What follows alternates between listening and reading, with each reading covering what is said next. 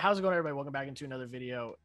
It feels like it's been a millennium, and it really has been. We're back with another movie draft today. Episode 9. Will we ever get to episode 10? I'm not sure, but you know what? We made it to 9, and that's all that matters. We've got 2 returning guests today and a brand new guest. So we're going to welcome Brandon in first. Brand new guest today. He was on our Oscar watch party, which was awesome. But Brandon, thank you for coming out today. How you doing? Good. A little tired, but happy to do this. Thank you so much for having me back, and I'm very curious to see how this goes. Also, I should point out, you could take out your intro completely out of context, and it would sound like you're talking about Star Wars. Yeah, probably, and people might. So clip it, people. And then we are back with actually the two guests that we had for the Oscars. Was it Oscars? It was Oscars. 2010's Oscars. We have Koki. I'm gonna start with you, Koki. How you doing today, man? Thanks for coming back on. Thanks for having me, Jack. This is gonna be fun. I'm really interested to see how many different franchises we hit on this, to be honest. So I think it's gonna be a good time. And then we got Benji back. How you doing, man? Thanks for coming back on. I know it's like 2 a.m. or whatever where you are, so thank you for taking the time. It's a pleasure, mate. I'll always pop on for movie drafts. It's something I look forward to whenever I know I'm coming on. Yeah, it's great. And guys, like I said, we're back. I'm excited. You saw the video a week ago. We're changing up the schedule. It's going to be every 2 weeks, not every week now. It just happens. People are busy. But I got to read off my phone because I forgot the rules. So here we go. These are the rules. 5-round snake draft. The order is picked at random. We did it right beforehand.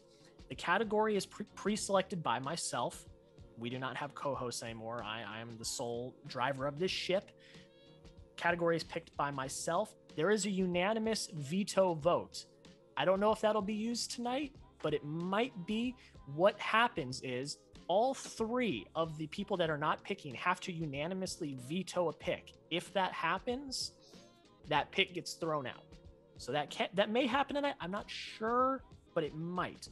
And then, of course, you guys know we've got the graphic. I'll make it. It goes up on Twitter with a Twitter poll. Whoever wins that poll by Friday wins the draft. Oh, and I forgot. Sorry.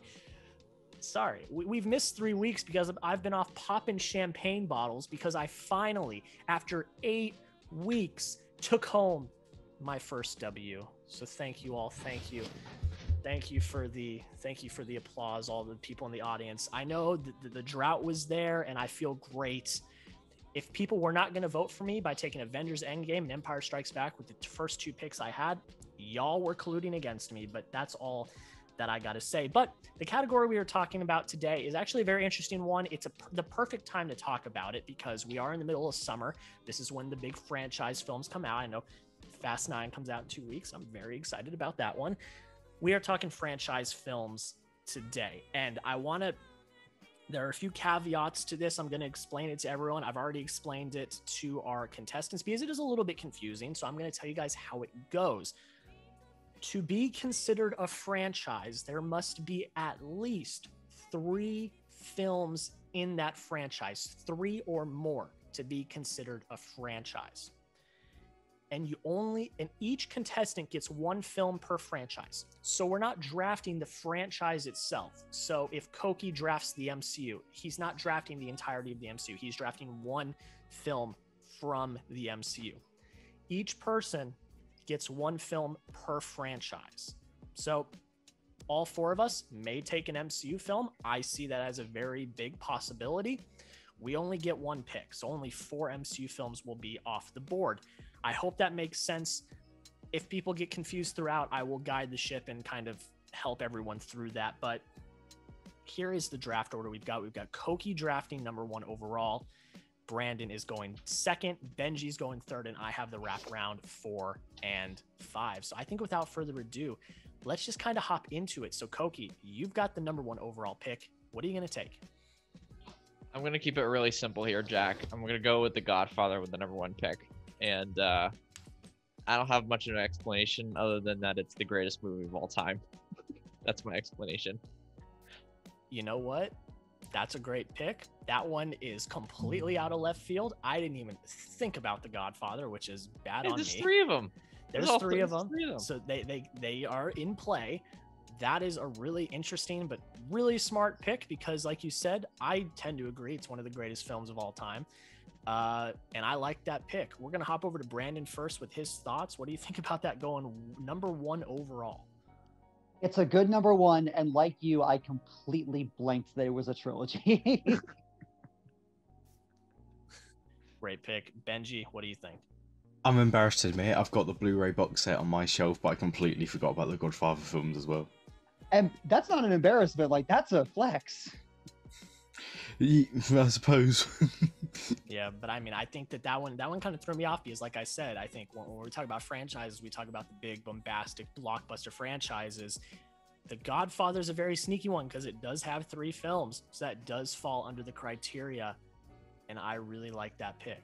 I mean, it is like the first franchise if you think about it, right? So I know that the third movie, it took a while for the third movie to come out, and I think Jaws 3, I think almost certainly came out before that, but still, like, I mean, there was never really such thing as sequels before Godfather 2 came out, and I mean, that movie's arguably even better than the first Godfather movie, and my heart's more with the first one, which is why I picked it, but I wasn't going to go wrong either way. I think that's a great pick to start off the draft. And Brandon is at number 2. What's your first pick, Brandon? It's funny that you mention a certain shark movie because Jaws is my number 1. Yeah, like Jaws has a very, because I'm not a horror fan. Like, I'm a total wimp. And there were 2 movies that I was a kid that I saw way too early. One was Alien. And yeah, I don't intend to revisit it because that film traumatized me. But the other one was Jaws. And like, as a kid, like growing up in Orange County, like 10 minutes from the beach, that terrified the beach for me for life. So that film has always, but even beyond that, when I've gone to revisit it, you know, several times in the last number of years, like the way that Spielberg, and I would also consider John Williams as much a co-force on that movie as Spielberg is, the way that those two essentially create magic, horrifying magic, I would say, but magic nonetheless, on that, and the way the characters interact, the way that the whole structure of the film is set up, the sense of tension for, and again, the way that, along with another film that I might bring up later, it, you know, creates the summer blockbuster as we know it. And I couldn't not put it on. It was the one that I immediately thought, like, okay, if I'm going, you know, because I didn't want to just pick newer franchises, I wanted to go a bit more classic. And if I had to pick one older, it has to be Jaws. No, I love the pick. I love that we're starting out with some classics. I think there are a few more classics that will be taken off the board a little bit later in the draft.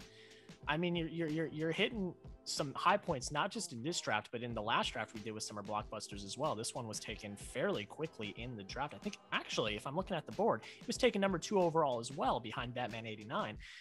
Really? I think that's a fantastic pick. Let's hop over to Benji first with his thoughts on Jaws. That's a good pick. I can imagine all, like, you know, like the film Twitter dads will be, you know, they'll see that one and they'll be straight on to voting for you for that alone, mate. But that's a great one. I didn't consider Jaws at all. Like, it completely just my mind when I was making my list. Me appealing to film Twitter? No. Koki, we'll hop over to you. When you think of franchises, you think of blockbusters, right? And Jaws invented blockbuster. The summer blockbuster never existed before this movie, and its scale, its horror. The way it's directed by Spielberg, it's a total masterpiece and a perfect movie and a perfect summer movie. And it's just perfect for a draft like this in the franchises. So. Absolutely great. Jaws is off the board. Benji, you got the 3rd overall pick. What are you taking? I was thinking of maybe leaving this one so I could grab a couple more franchisey films that I think would be more like taken along the way. But I'm really worried that somebody else will have the same idea as I've had. So I'm going to use it now. I'm going to take The Silence of the Lambs. Ah. Good. Actually, yeah. Does that count? Yeah, Hannibal Lecter series. It is. No, there's 3 films. I thought about this too because, like, but the Hannibal series, I'm like, does that count? I wasn't quite sure, so I left it off because of that. If it does count, which I think Jack's gonna allow it, then this is a great pick. There's Red Dragon and there's Red Dragon and there's Hannibal, which are all part of the same universe as Silence of the Lambs. Okay. If it counts, then I'm. I'll let the host decide. Well, I'll ask Brandon on his take. What do you think about that? Yeah, I think that totally counts. Like when you have a trilogy of films played by the same actor involving the same character, I would consider that a franchise, especially when the first one is as revolutionary as it is. Okay, well, Brandon's not going to veto, so there we go. It's on the board. But yeah, give some of your thoughts why you take it, Benji. It will. It's just a classic. It's the well. Maybe it's. I don't know. I guess. I'll ask now. Do you guys consider Silence of the Lambs a horror film? I do. I don't. I actually consider it. I consider it a very intense thriller, I guess you could say. Yeah. I don't really consider it much of a horror film, but some people do like to call it the first horror film and the only to win Best Picture, and probably for a very long time. It's just so unique. It just stands out from the crowd when you look at the Best Picture winners. I love it. Everyone loves it. I knew that if I had the opportunity, I just had to take it. I mean, I think that's another pick that I didn't even consider. I just am blown away by the first three picks so far because I didn't even think about picks like that. But I like it. We'll hop over to Brandon first. What do you think about that pick? Great. I love the fact that I was so concerned that all of this was, especially on my part, just going to be, films in the last 10 years. And already we're going, 3 films pre 1985, essentially. Yeah. Yeah. And Koki, what do you think? Yeah, I mean, Silence of the Lambs is one of my favorite movies of all time. I'm glad that this movie counts, and I probably should have put it on my board. I was just afraid it didn't. But anyway, I love Jonathan Demme, and I love sort of like the humanistic aspect he adds to this just intense thriller. And I just love how visceral this movie is. I mean, it hits you not just on a visual level, but on like an emotional and spiritual level as well, just through all the themes and the performances. It's an incredible movie. Great pick. Now I'm up. I've got the wraparound, so I'm gonna go away from the classics. We're gonna hit one that is in the last 10 years, and if this one got out of the first round, I think there might be a bit of a problem if we're talking franchise films. I'm taking Avengers Endgame. I mean, the franchise film of franchise films, the culmination of over 20 films, 11 years. When you think franchise film, this is one you think of. I mean, it's just what Marvel was able to do, if we're talking franchises, from a franchise aspect, is really revolutionary, really incredible how they were able to string so many films together, now going into TV and even more films in the next decade is fantastic. And this is the cream of the crop of this specific franchise. So I think I'd be doing a disservice to myself as a huge MCU fan to not take Avengers Endgame with my first pick. Let's hop over to Koki. What do you think about Avengers going number 4? I just think you're trying to appease the masses on Twitter with this pick. Oh. I don't think that's true because I'm a huge Endgame fanboy. I love that I'm not movie. saying you aren't. I mean, everyone. I think everyone here is, right. I mean, I love this movie. It's a great film. But I also think I mean, I'm just saying it is a strategic pick. Well, it was one on my draft board. That's all I'm going to say. I mean, Okay. I would have taken it number 1 overall if I had the number 1 overall pick. I mean, I would have. I love that film. But I mean, I have a dub under my belt now, so maybe I know some strategy. I don't know. And you used that movie to try to get that dub before too, so that's also part of my reasoning. Well, yeah, last week I took a number 3 overall pick, but yeah. So I mean, but I genuinely just love the film, just as it is. I had it up in my top 10 for a long time. So we'll hop over to Benji, who's wearing a Captain America shirt. What do you think about that pick? I am indeed. I'm glad somebody noticed. Keeping theme, but no, yeah, that is the franchise film of franchise films. Like, everyone knew it was going to be taken. I was like literally thinking, when's it going to be taken? When's it going to be taken? So I'm kind of glad that it's gone now. So we've kind of that kind of pressure's gone, and we can just focus on the other films, because Avengers Endgame is what you think of when you think of big franchise blockbuster films. And Brandon, what do you think? I'll be honest, like, I love the film. It was one of those that I automatically took off my list because I knew that just someone else was going to particularly, I thought it was going to be either you or Koki. I wasn't sure about whether what Benji's take on it was, but I knew that someone was going to because again, it's the most recent example, franchising come to a fever pitch, but at the same time with, the characters and storylines and, effectual bombast that works for seemingly everyone. and of course you have to put in the conversation. Great. So that is my first pick. So I'm not going to do what I did in the last draft because I know now that Koki's done his research. I'm not going to do what I did in the last draft. And I'm not going to say what film I'm not going to take. Y'all have to go back and see what film I took. And I think that those two films won me that draft. But I'm going to go a different one that I actually kind of wish I took in the last draft. And it's been up.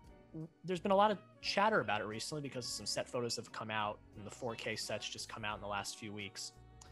Taking Raiders of the Lost Ark, one of the greatest, if not greatest, adventure films of all time. I mean, who doesn't love Indiana Jones? Just one of the most badass characters to ever be put on film. I mean, the story is great. I think Harrison Ford gives one of his best performances. And again, we're talking early, some of the first franchises. This has to go down as one of the first great franchises in film. And my personal opinion, I think Raiders is the best of the bunch. I personally love The Last Crusade as well, and it comes in at a very close second. But there's just that magic about Raiders of the Lost Ark. So I'm not going to do what I did last time. I'm going to switch it up, and I'm going to take Raiders of the Lost Ark because I love that film. So let's hop to Benji first with your thoughts. Brilliant pick. It's right here on my draft. So a bit jealous that he took it because I think Raiders of the Lost Ark is one of the most likable films you can find out there. It can just kind of appeal to anybody. I know that a lot of people are gonna just love the fact that's on your draft. So that, along with Avengers Endgame, if you're like a big kind of proper like movie buffs who love like their pure films, like Avengers, like Jaws, stuff like that, I know that they're going to really appreciate seeing Avengers Endgame and Indiana Jones in the same list. Yeah, we'll hop over to Brandon with your thoughts. It was also in contention on my list, and I'm also a little jealous that you took it. But I think I would also agree with you because what I think the magic of Raiders of the Lost Ark, beyond just the character itself, beyond what Spielberg and Lucas bring to it, is this sense of distillery that they bring to it in simplifying all of the best aspects of the serials of the 30s and 40s that, of course, Spielberg and Lucas grew up with, and distilling it all into, like what Benji was saying, like the most populist area of, narrative structure that you can bring. Again, like the big climax, like, the obvious villains and, the giant set pieces. And again, it feels like that movie that you could show anyone and be like, no, this is not just what, classic films are capable of, but like franchise adventure, genre is capable of as well. And I love the pick and I love the movie. Koki, what do you think?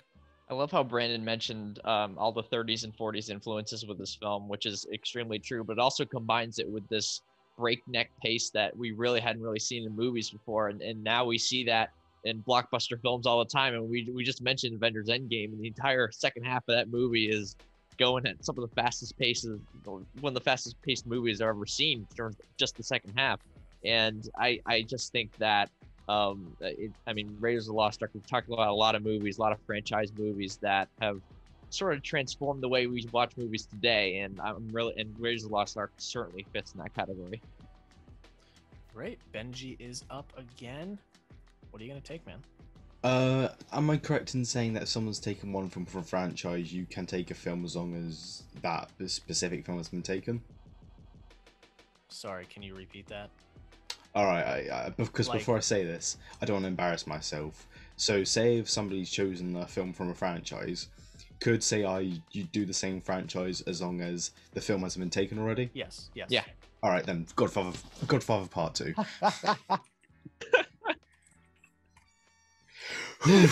I'm so glad I got it. The second you said same franchise, I'm like, it's either Godfather 3 or Last Crusade. Yep. Jeez. Thank the Lord. That was my number one overall pick in the Best Picture draft. I love The Godfather Part 2. I think it's one of the best first-time watches I had last year during quarantine. And everything about it is just, I don't want to say the definition of cinema, but it is. The performances are fantastic. Hopping back and forth between timelines is just, I think for the time, kind of inventive, and also just it kept the pace going for a film that is almost 3 hours long, and it kept me in and invested. I love that pick. I mean, The Godfather is just iconic. Let's start with Kogi. What do you think about that pick? Someone who had my number one overall pick, The Godfather, as my number one movie, and The Godfather 2 is my number two pick, two overall selection. I came in this draft determined to pick one of these movies, and I have The Godfather over The Godfather 2 by the slightest of slight hands. I just like the fact that movie is a little funnier, a little lighter, a little more self-aware than the second one, even though I love the second movie and so much. But like the first Godfather movie just blends everything. I don't know. It's hard to describe. It's just a total personal preference thing. But anyway, I mean, The Godfather 2, just an unbelievable movie. Robert De Niro and Al Pacino, I mean, it's like two of them, maybe the 5 greatest performances of all time in the same movie. So, I mean, no issues here with that pick. And Brandon, what are your thoughts? I should say right out, this is probably my biggest movie sin for having never seen it. I've seen the first one and I love it, but I've still never seen Godfather. I know, Koki, I'm sorry. I had all of quarantine to rectify it. But no, like I understand the significance of it. I know that it's, considered along with, another film that we might talk about that, the greatest sequel of all time. And, to quote Katie Mitchell from Mitchell and the Machine, cinema, like all that nonsense. But obviously great pick. I understand the significance. I just don't have an attachment to it. Great pick, Benji. And Brandon, you are up. What are you taking with your second pick? So I've been alluding to the franchise that I was hoping to be able to take for a minute. And it is Star Wars. But what Star Wars film is it? I know exactly what you're taking. I'm just going to start typing it. Oh, which one? I don't know. There's like two here. Common knowledge dictates that if I think that Empire Strikes Back is the best Star Wars movie, which I do, that I would pick that. Tell me. I'm picking Force Awakens. Wow. Okay, I need to hear your thoughts. That you're not getting off that easy. Let me hear your thoughts. Fair enough. And it was, a back and forth between like, oh, do I, go significance with, what, and I obviously, I understand what Empire represents. It was, taking Star Wars from a cultural juggernaut to a timeless classic, essentially. And that's part of the reason why I love it. It is, in my opinion, maybe the greatest sequel of all time. Again, I have not seen Godfather Part 2, and I will rectify that. For Force Awakens, beyond just my own personal attachment to it, and I have a lot of like really personal, like deep stories about that hold that film to a higher standard for me. Beyond that, it is the movie that had to do the impossible, because for basically a decade, there was the mindset that Star Wars was going to live in, Clone Wars and, adjacent novels and things like that. And J.J. Abrams, for whatever we want to say about him, and I have things to say about him, but, for whatever we want to say, he had the near impossible task of bringing Star Wars back in a way that would be cohesive and respectful to the franchise and, deliver new characters to new generations and bring that same kind of oomph that the original trilogy did. And I think, I've said it before, Force Awakens is not the best Star Wars movie, but it's the one that I have the most fun with. I have so much fun with the journey they go on. I love seeing, Rey's come up and I love seeing, Finn's turn as a stormtrooper. I love seeing Poe for what he has to do with the Resistance. And I love Kylo Ren's start as a character. Obviously, again, like where the trilogy goes, again, I have thoughts, and I'm sure we all have thoughts on it. But for what Force Awakens represents for the franchise and for me personally with those characters, it was by a slight personal margin, but I stand by it. I mean, it's definitely the best of the sequel trilogy. I think, in my opinion, you hit the points that you hit are absolutely right. For Abrams to come and just have to have this very tall task with what I would say is one of the most toxic fandoms in film. Don't kill me for that. Have to come back, and he comes back on a fairly high note. I don't think that the film is bad. I think it's actually pretty good. And I like that pick. When you think like big blockbuster franchise films, I think you might think The Force Awakens over in Empire Strikes Back, because Empire is just the sequel of this, kind of new series that people don't really know a lot about. Whereas when The Force Awakens came out, it's like the biggest franchise of all time, so I love that pick. Not where I thought you were going to take that at all. I definitely had to hit the backspace on what I typed, but you know what? We're going to ride with it. Koki, I'll hit you with your thoughts first.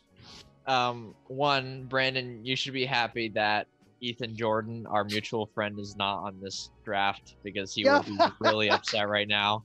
And you stunned me. And I don't love The Force Awakens. I think it's a really fun movie that has some creative flaws. I just don't like its lack of general creativity in terms of the plot and the storytelling. But anyway, the way you framed it as a personal decision, and the fact that you're right in that the movie it was so hard to sort of revitalize Star Wars, right? That was the whole, and it did a really good job of that, and it sort of brought this really fun and tone to the whole film. And I respect the pick, even though I would never pick that movie in a million years. So I respect it. Trust me, I am probably going to go to bed tonight and just before I fall asleep go, does Empire deserve better? Hey, we'll see. We'll see. Benji, what do you think? I mean, dude, to be fair, if enough people listen to this before they vote, I think you may have won them over because you made a really good case. I really liked how, when you think about it, kind of Star Wars Force Awakens owes so much to Star Wars for, briefly, revitalizing the series. People kind of took it seriously again. And that was something that was really hard to do. Whenever a franchise has a reputation of something, especially when it's been such a long time, to flip it is quite an incredible achievement. So at first I thought that was the stupidest thing I've ever heard, but once you made your case, you may have actually got me on your side. Yeah, I mean, people need to come watch the video because we make some really good arguments on the video, and I think that they are not always heard. And people just kind of vote based on what they see with the graphic. So if you're here and you're watching, thanks. And you heard Brandon's argument, and you may go vote for it now because you've heard his argument. Comment Brandon is an idiot, whether you agree with me or not, if you watch the video, and then we'll know how many people watch the video. No, we're gonna do this. We're gonna do something that I do at work. Shout out to Chat Sports. I'm gonna give you guys a question, and if you are here listening right now, you're gonna comment: is Brandon an idiot? Type Y for yes. No, type Y for yes or type N for no. If you type a Y or an N, I know that you were here and you listened to his argument. So there we go. Type Y for yes if you think he is. Type N for no if you think he's not. That's what we're going to do. We all doing a special work shout outs, are we? And I will do shout outs in the next episode if you do that. All right, Koki, you got the wraparound. You got 2 picks. What are you going to do? I think I might know one of them, but we'll see. Yeah, you're gonna know one of them. I'm just gonna get out of the way right now. Empire Strikes Back is my next pick, and I'm not even the biggest Star Wars guy, and all my friends know this, but I have so much respect for The Empire Strikes Back. It's one of the greatest movies of all time. I mean, it's like saying water is wet. Like I don't even know how you sort of describe how good this movie is and the way it sort of transforms what a sequel can be, and I don't know. I mean, the reason why Star Wars is so popular and prevalent now is because this movie is so good. Pretty much, right? Because you look at the rest of the films, there's some good ones and there's some good shows, but there's also a lot of stuff that doesn't work. And the reason why Disney keeps on pumping money into this franchise when people are so invested in it is because of the first 2 movies. And I like Episode 5 more than Episode 4. Not by a ton, but I do think just the inventiveness of that story is just mind blowing, and that's why that's why this is my pick, and I'm happy to have it here end of the second round. Yeah, I mean, I'm very surprised it got all the way back there. I was going to take it with my second pick, but I decided to switch things up because I want to take Raiders this time because let's get fun. But no, I mean, I totally echo what you say, Koki. I think that it's like I kind of just shots fired at Star Wars fans. It's no lie that it's very toxic fandom, but there is one thing that pretty much every Star Wars fan can agree on, and it's the fact that Empire Strikes Back is a great movie. I think that's one thing that most Star Wars fans can agree on. I mean, I love that pick. It was on the very top of my draft board as well. I gushed about it in the last episode, so I won't keep too many thoughts, but let's hop to Brandon, who just took The Force Awakens. What do you think about The Empire Strikes Back going right after? People comment below if Koki is a genius. Type Y for yes, type N, or no, type 1 for yes, type 2 for no. No, I can't argue that one bit. Like, that is every reason why, because at the end of the day, like I'm also with you. I like Empire Strikes Back more than New Hope. If for no other reason than I think A New Hope is more accessible for anyone who wants to get in, but I think Empire Strikes Back is a better film because of what it was the film that took Star Wars from being, oh, that cool, sci-fi adventure movie that, your nephew likes, to being, a film. It was exploring all of the things that the first one built up. It was taking the characters in darker, frankly, more mature directions. It was, from a technological point of view, it was building up a lot of new things, whether it was, the Hoth chase or, the set designs and everything. And from that point of view, like again, alongside Godfather Part 2, it's considered one of the best sequels of all time for a reason. And I agree with every single one that's been brought up. And real quick, just to interject before I go to Benji, another thing that is so brilliant about this film, the bad guys won. Yeah. And I'm not going to mention another film that came out in 2018, was a huge success, because that may be a future draft pick. I'm not going to talk about it, but everyone praises that film for the same thing. But Empire did it first. The bad guy won.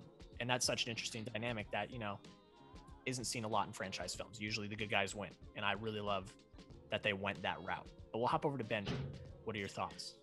As soon as we're getting people to comment, people comment if I'm a fat slob. I do apologise if you're watching me scoff my face for crisps. I didn't stop to eat at work, so I'm kind of hungry. I do apologise if people just saw me get a crisp stuck in between my cheeks.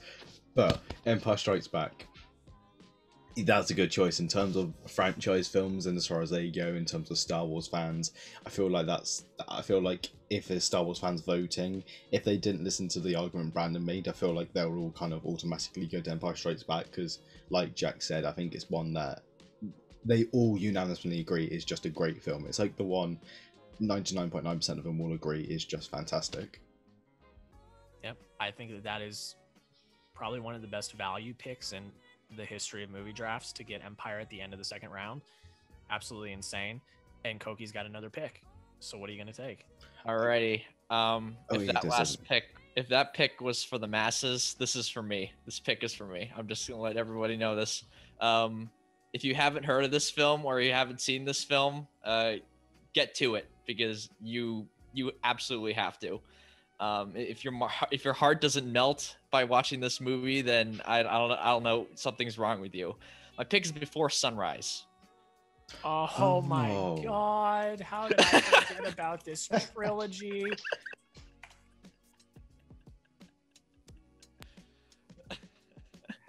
My favorite trilogy of all time, by the way. Is it really? Yes. Oh wow. I think this is the greatest trilogy of movies of all time, and probably the greatest franchise of all time. And the reason why is because all three films to me are just almost perfect, if not totally perfect. And I mean, and they're all so different and unique, and they all, I mean, I have trouble explaining the whole thing to you, but I mean, Before Sunrise it's just a simple love story of an hour and 40 minute adventure where you follow these two characters, and just watch them fall in love, literally from over the course of like 12, 16 hours of their time, quote unquote. And it's just magical, and it's some of the best scripts. I mean, this movie and all three movies have some of the best writing you'll ever see, and I just can't believe how good these movies are. And out of all the movies we're going to talk about, or all the franchises we're going to talk about, this is easily the least profitable. But I mean, there's something really, but because of that, there's something so genuine about the experience of watching these movies. So Before Sunrise, just check it out, please.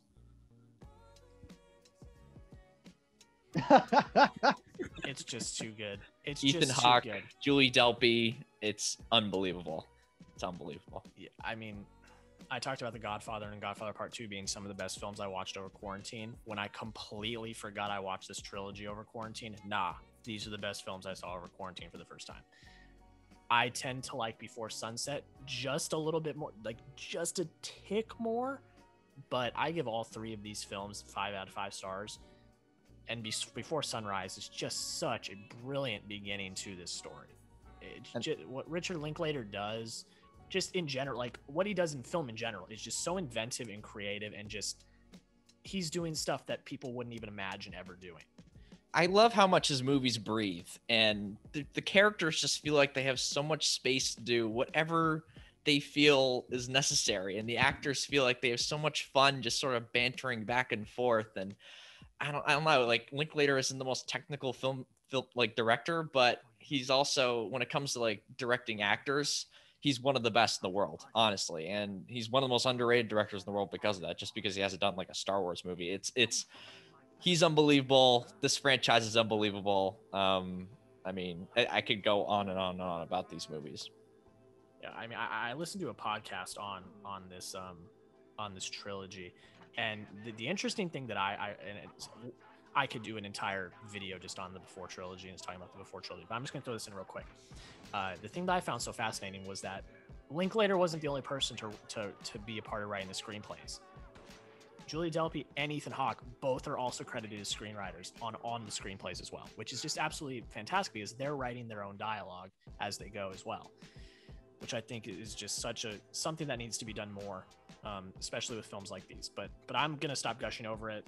I'll talk about it at a later time. But let's hop over to Benji. What do you think about that pick?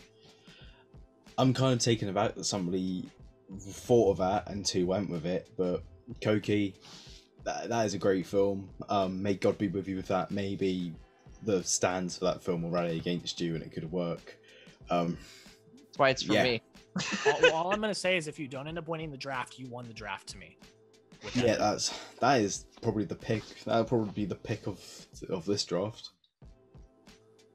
We'll hop over to Brandon. The real draft was the friends we made along the way. I fully admit my second movie sin is that I have not seen this.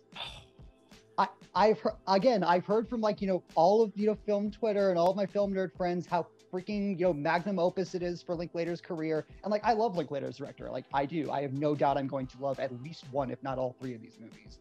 And I also love that you picked it because again, like Godfather, it's one of those more oh yeah, this is technically a franchise, and it sort of bends with the meaning of what we define as a franchise, serialized movie film telling and things like that. So I love that you picked it. Again, I've never seen any of them. When they all come on a streaming service, sure, but I know they're all scattered at the moment.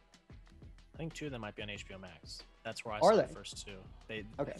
I think Sunrise and Sunset are on HBO Max. That might have changed because HBO Max is always recycling content. I think it changed. I tried to watch this movie just to prep for this draft, just to rewatch it again, and I couldn't find it on Max, which was disappointing to me. But it was on there a month or two ago, which is I mean, I watched the first two over quarantine on HBO Max. That's how I watched the first two. Now I have the Criterion set, so I'm set. Oh, nice. But Brandon, you're up. After that absolutely magnificent pick, you're up. What are you going to take? Oh, there's no way I can follow this without just sounding totally populist. And also, you might veto this pick because technically it isn't a franchise of 4, but it's also in a franchise of 2. I said the Lego Movie. Does that count? I would tend to believe it does. Yeah, because the Batman's in both, right? And then there's the Batman movie, and then so that's 3. That's 3. I mean, if we're counting the Silence of the Lambs, we should count this. It's in the Lego universe. There's a bunch of little spin-off kiddie ones, but there's 4 main been theatrically shown. So yeah, I would count that. I think that's yeah, I'd say it counts. That's fair. But Sway. Oh, God, is it really warm where you are, guys? Yes. Yeah, it's unbearably warm.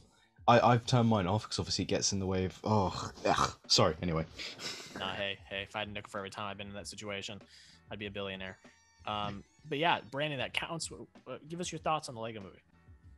This is the one where, unfortunately, and this is sad for whatever reason, this is the one that is kind of unfortunate because it doesn't show itself as a franchise film per se, because unfortunately the Lego movies did not, after the first one, make a ton of bank. They made money, but it wasn't, the global blockbusters that I think Warner Brothers and personally myself was kind of hoping for. But it is part of a franchise, and I love this film to death, partly because of just how unabashedly creative and exciting and funny it is overall. I love that. I love that it exists. I love that, Lord and Miller were able to take something as stupid as Legos and make it, this genuinely nice, fun story that also does have some depth to. I think the second one actually goes into a lot more of the themes of the first one, but I like what the first one goes into, whether it's, the value of activity and, all these, things that aren't the greatest themes, but they're there. And the fact that there's able to be this much in there, and with the voice cast and everything, the animation, I don't think ever gets enough credit for what it does, combining stop motion and 3D animation. And again, it's just one of the most like fast-paced, like 140 like something minutes or whatever it is, just blasts of energy that I can think of. And the fact that it did spawn a franchise that is almost as consistently good as the original, I got to put it on there. Like, it's just one of those films that I have to root for. I think it's a good pick. I actually enjoyed the Lego Movie. I thought it was fun for what it did. Like you said, the creativity. I mean, I like it. I think the story is kind of fun, and it's good. It's good. We're pulling out a lot of franchises that I hadn't even thought about, and I had like 10 different franchises on my board, and we're pulling just out of left field. I'm like, oh yeah, that's a franchise. But we'll hop over to Koki first. What are your thoughts on that? I don't know. For me, I'm just not a huge fan of the Lego Movie. I like Lord and Miller. I think they're really inventive. I like their style of humor. I like the pace of their movies. Sometimes it gets a little too much, but I really respect them. Obviously, I mean, Spider-Verse is amazing, is unbelievable, and I wish they were able to actually finish the Solo movie. And like, I think they're really talented guys, but the Lego movies never really clicked with me for whatever reason. So. And Benji, what do you think? I'm kind of a Koki on this. I'm not a massive fan of them either. I like what you're doing. It was very sneaky what you did with that one because it's very kind of loose. Is it or isn't it a franchise? But if I'm going with Silence of the Lambs, I can't exactly deny that. That doesn't also count as a franchise. So that's a very good kind of outside the box pick you had there, my friend. Well, there you go. Brandon's got 3 off the board, and Benji, you are up. What are you taking? Okay, this one is for me. That being said, I think it can. I don't think it's too. It was not obscure at all, actually. But I'm just not sure how many people will care for it. Anybody who knows me knows I'm head over heels just in love with James Bond. So I couldn't not pick one, and I'm picking Casino Royale.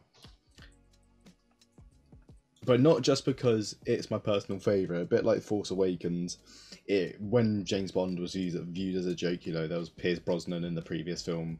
What was it, like hand serving with like a parachute and like the bonnet of a car through like ice capsules, to then go to Casino Royale and be so dark and gritty and just be the amazing film it was, and bring back to life what everyone thought was a dying franchise. Is like, and it's just incredible when it happens, and I just couldn't do it. I wouldn't feel emotionally fulfilled during this draft if I didn't do it. Yeah, I mean, that's a fantastic pick. Bond was one of the 10 franchises I had on my board, and it's kind of like you said, this was kind of the first one that kind of came out of nowhere and was like, hey, we're going to be dark and gritty. We're not going to be as outrageous as the other films, and we're going to tell a really grounded and gritty, dark kind of story. And for the spy genre, and we may talk about some other franchises in that genre that are like that as well, it works. And I think Daniel Craig coming into play Bond, this being his first appearance, he just really does a great job at playing this very famous character. So I love that pick. I had a very big feeling a Bond movie was going to go off the board eventually, and I think it was either this one or one other one, which I'm not going to discuss. But we'll hop to Brandon first. What are your thoughts? As someone who is woefully ignorant on Bond, I've seen maybe 3 of them, Casino Royale being one of them. Totally agree with this. Casino Royale rules. I love what Martin Campbell is able to bring to it. I love what Daniel Craig is able to bring to it. Bringing that sort of gritty new age type of Bond to the fray. And again, it's one of those movies that kind of akin to my Force Awakens pick, kind of revitalized what Bond means. And again, like, I'm super grateful it exists. I need to revisit it. I completely understand that, but I completely agree with the pick. Koki, what do we think? I also had a Bond movie on my big board. Not terribly high, but I had it there just because it's an incredible film. It's not this one, even though I do think the first 2 scenes of Casino Royale are just like unbelievable. It's like some of the best action you'll ever see, and maybe like the apex of Martin Campbell's whole career. And Martin Campbell's really underrated action director. He's made a lot of really fun movies, and I think that yeah, this is a pretty solid pick. Even though I think the first two scenes are so good at it almost outdoes itself a little bit, because the rest of the movie I think is good. But those first two scenes, especially with the black and white in the opening, it's just like, oh my god, Casino what world Royale. am I? Yeah. It has the like, best title sequence of any Bond. Yeah. It's like, what is going on right now? It's unbelievable. So I like this pick. Great pick. All right, I'm up. I got the wraparound. I kind of want to. So the second I've had the wraparound a few times in this series. The second wraparound is usually where I kill my draft. I make terrible decisions. So I really need to think about this properly and not royally screw this up for myself. Okay. I'm also going to the spy genre. Yep. I'm going to the spy genre. I'm going to take, it's a modern film, so I'm not going throwback classic. But one that I think a lot of people have said is top 2 of the greatest of that franchise. I'm taking Mission Impossible Fallout. I took it in the last draft with my 5th round pick. This was my first experience in IMAX. I will say that. So that's absolutely incredible. Just the scenes that were made in IMAX are incredible. But I mean, for a franchise to get better consistently over time, and to have the back trilogy be better than the first trilogy, the first 3 trilogy, is just brilliant. And this film is just the apex of that. It's got the biggest thrills, the not complete culmination, but pretty big culmination of this story of the second trilogy that we were talking about. You got great performances, but it really just comes down to the action. I mean, that's what this franchise is. This franchise is, how can we up the ante with the action every time? And they do it here once again. You know, you've got the cliffside fights, you've got the helicopter, the live Halo jump that Tom Cruise does himself over Paris. Guys, what are we doing here? Just absolutely brilliant. But then on top of that, instead of just being all action, they actually have a pretty convincing story as well, and a pretty convincing through line through these 3 films. So I love it. I am so excited to see Tom Cruise on a train in Mission Impossible 7, whatever that's going to be called. And I got to take it. I took it last draft. I'm taking it again. Let's start with Koki. What do you think about that? Mission Impossible is awesome, and this is the best Mission Impossible movie. I just love this movie so much. Like you said, Jack, the action is unbelievable. I mean, I've been meaning to try to rewatch this for a while. It's kind of like in and out of streamers a little bit. But again, like this movie, I was just like thoroughly entertained from start to finish. And I don't know, man. I mean, Henry Cavill, like the stuff he does with his fists, and just like he cocks his fist like they're machine guns. It's just like, I mean, I love action movies, and this movie isn't like, I wouldn't say the apex of action movies, but it's one of the best movies in a year where there were a lot of great blockbusters in 2018. It's Incredibles 2. I mean, 2018 was a really, really good blockbuster year. A Quiet Place came out that year. Infinity War. It's a great blockbuster year. I don't think we've had a blockbuster year quite as good as that since. And I mean, this movie's right toward the top, if not the best out of all of those movies. That's how much I love it. And it did make my big board. So I got a pick that Koki wholeheartedly approves. I'm feeling really good right now. We're going to hop over to Brandon with his thoughts. I'm just imagining like a cool like supermarket store where it's like Koki approved. Yeah, I completely agree. Like Mission Impossible rules. Minus the second one, I'm not too big of a fan of that one. But aside from that, don't get me started. That's one of the worst movies of the last 20 years. I'm not even kidding when I say that. Like that, MI2. I pretend it doesn't happen. I'm sorry I brought it up. The sunglasses that blow up. That movie's so racist. Like, don't even start. Yeah. We'll move on from MI2. Again, sorry I brought it up. No, but Fallout is tremendous. Personally, there is one that I have on this. I would say that there are better Mission Impossible stories out there that I think are just better on a story narrative level. But sheerly on stunt work alone, Fallout gets the win. I mean, what they are able to pull off in there from just a pure practicality level is ridiculous. But it also totally works. Like, as you attest to, like, there's a way that somehow Christopher McQuarrie manages to make these films in a way that, and this is coming from someone who has just rewatched all the Fast and Furious movies, has somehow managed to do what the Fast and Furious movies cannot, which is make a consistent through line story that feels definitive to the characters, that has supporting characters that feel like they legitimately matter to whatever happens next. Like, I mean, you talk about, Vanessa Kirby and, Angela Bassett, and you mentioned Henry Cavill, but you also have, like, this really cool main cast that the second trilogy is set up that comes to this sort of, action peak in Fallout. And again, like, the way that they sort of pull twists and turns out of it, I think is maybe the best in the franchise. It's just terrific. And Benji, what do you think? This is one of those picks where there's no personal reason behind it necessarily. It's not some like, oh, great classic. This is just a real fucking fun pick. It's just a great fun movie. It was one of the best. It's one of the best action, like pure action films ever made. It was one of the best of that year.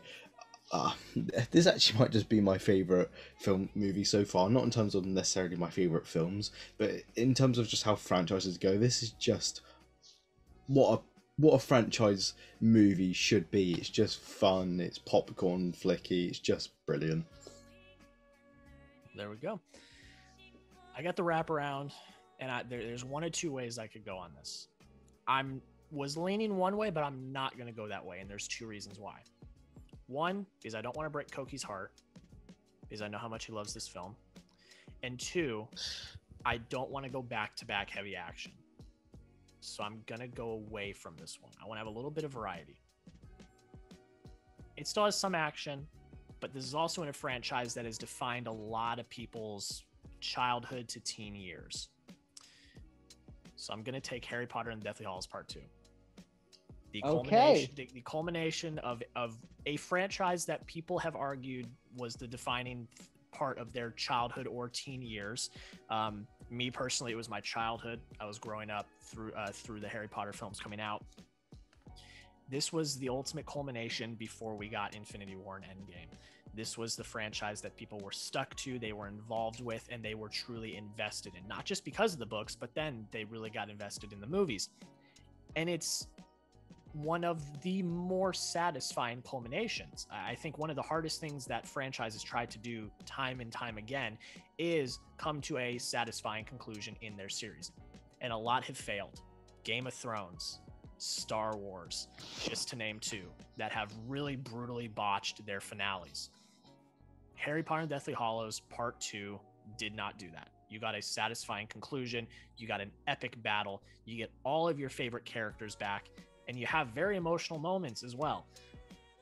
This film truly was an event in my childhood. So this is also a pick for me as well. This may not be the best pick to take right here, but for me, this is a pick that I truly love and wholeheartedly am going with. So yes, that is my pick. Harry Potter and the Deathly Hallows Part 2. Let's start with Benji. What do you think? I'm really glad you went with me first just to get it out there. I'm really scared to put this out there on the internet. I've only seen Fantastic Beasts: Where to Find Them. I haven't. Out apart of from the entire franchise, I haven't seen a single other one, yes. And I'm British. It's awful, ain't it? It's bad.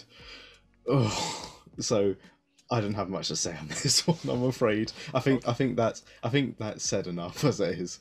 I think people are going to be. Well, we tore the Band-Aid off, and we will hop on over to Koki.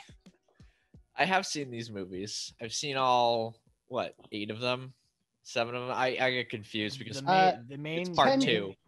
There's 10, but the main story is 8.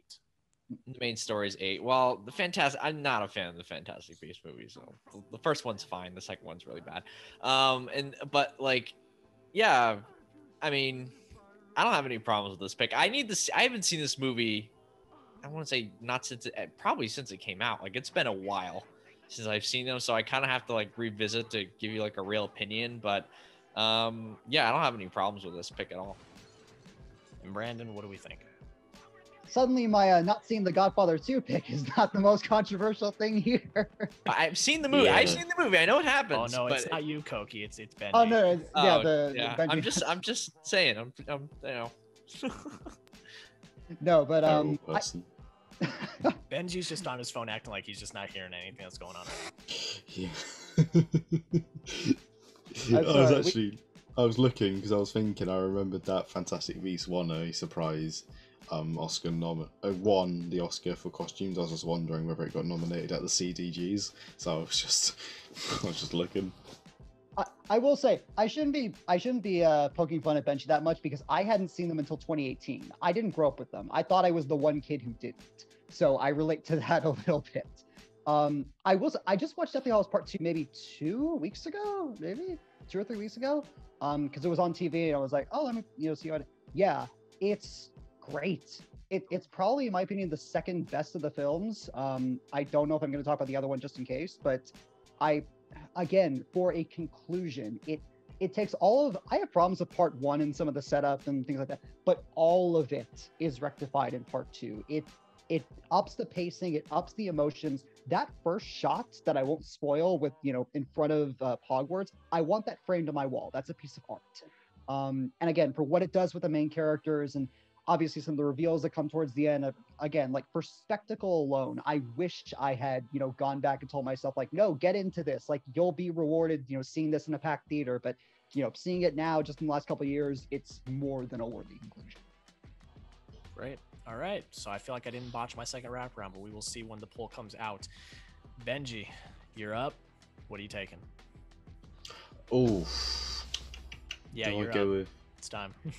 Do I go with one? No, I'm thinking. Do I go with one or the other? Well, Yeah, I'm with gonna the do it. way the draft's going, you may have that pick in the 5th round because we are throwing out some very abstract options tonight. This is my 4th go, ain't it? Yes. Okay. Do I? Yeah, I'm gonna do it. Okay, so the 20. Oh, right. So Jack, throwback to the podcast we were on last week where me and Ricky had a bit of a fallout. So That was the 2015 action movie of not only that year but quite possibly saved action movie showed us that they still have power, that they I can think I still know be what you're gonna amazing, say. incredible. Mad Max Fury Road. Oh, no, that's not what I thought you were going to take. Okay, but I like that. That was on my board. Give me your thoughts. Genuinely shocked that it hasn't been mentioned yet, but just Mad Max's was already great, but obviously they left it at Mad Max Thunderstone, it's called, ain't it? Beyond Thunderdome. Beyond Thunderdome. Why they got Thunderstone? Beyond Thunderdome, which was very anticlimactic for anyone who's a fan. And then we kind of, had these years of action, and obviously it was a long time in between.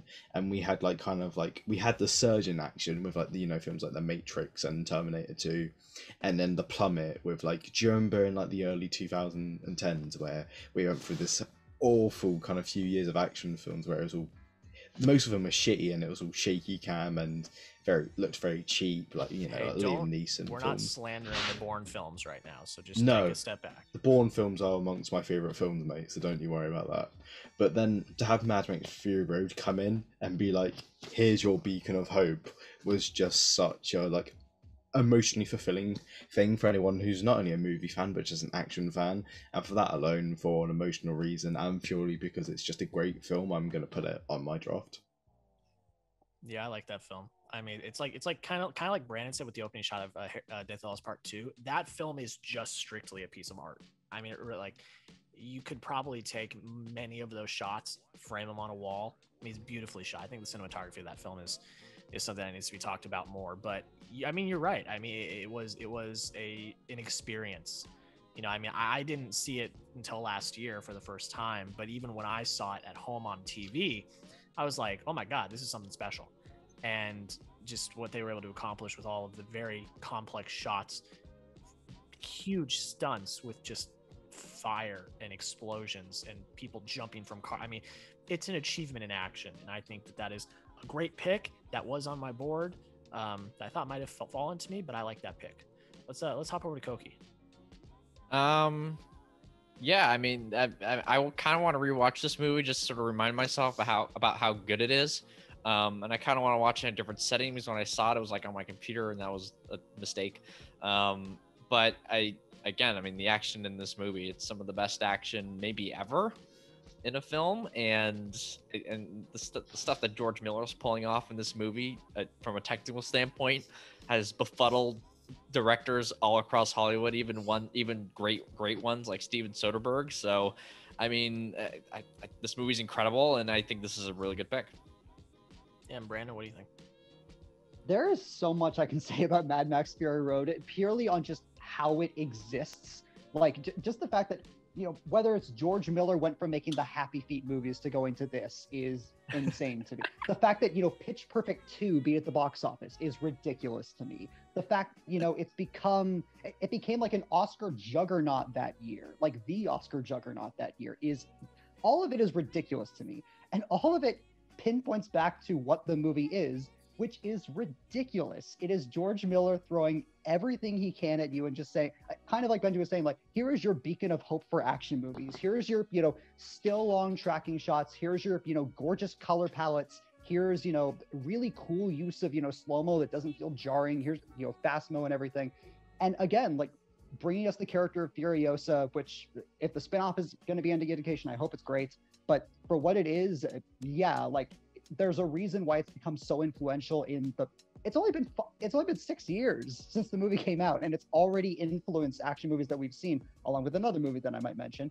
But for what, you know, Fury Road is, yeah, it's a work of art. It's bombastic, and it deserves to be here.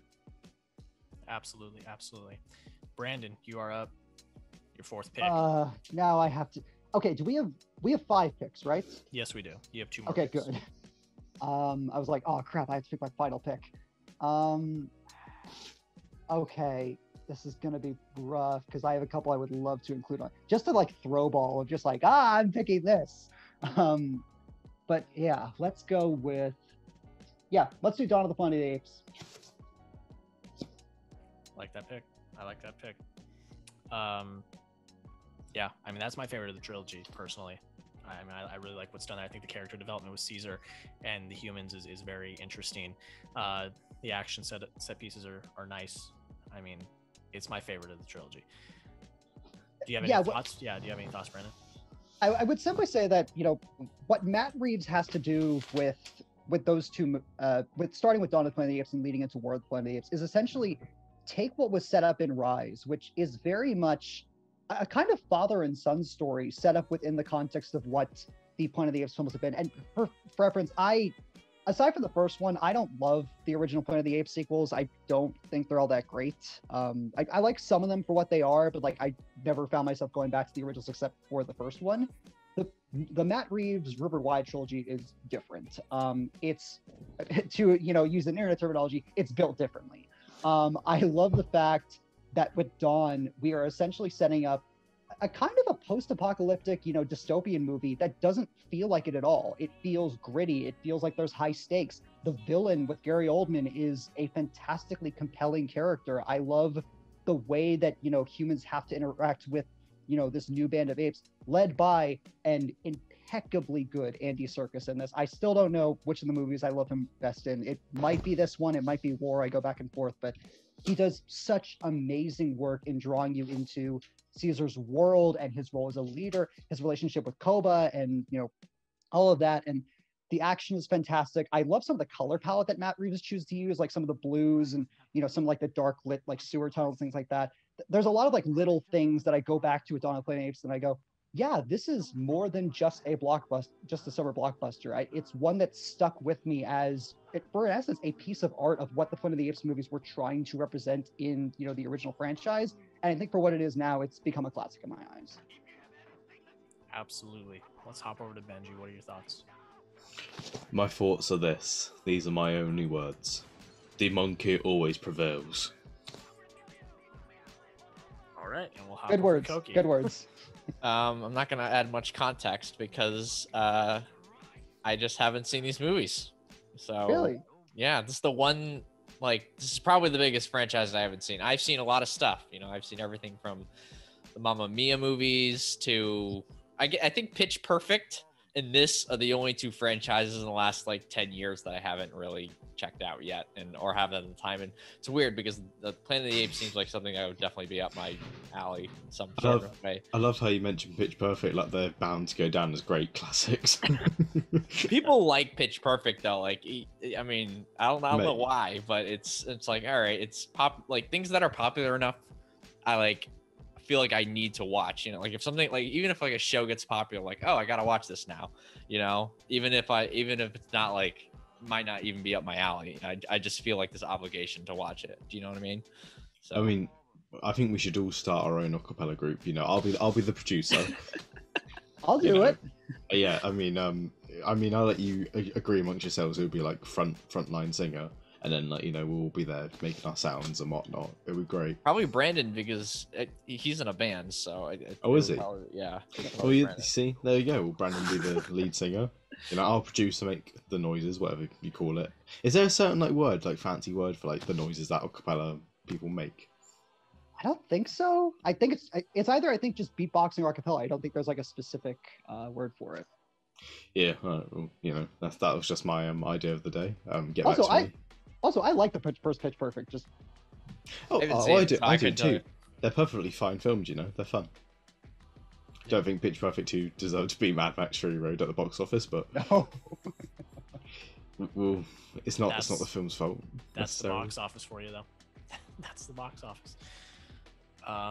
Yeah, so we're gonna start an acapella group now. Okay, Koki, you are rounding out your draft. You've got your last two picks. I am 99% sure I know one of your picks, but we'll see. Ooh, interesting. Calling a shot. I have more of my top movies on the board than I thought I would have. So I think I'm gonna like play around with this a little bit, because a lot of them are just like kind of neck and neck, and like there's barely a difference between like my 1 through 12 right now. So with my first pick, I'm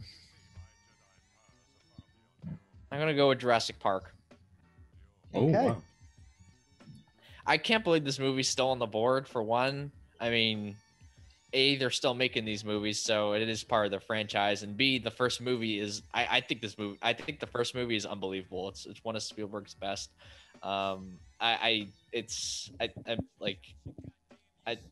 innovation with the animatronics, I mean, the direction, every role is cast perfectly.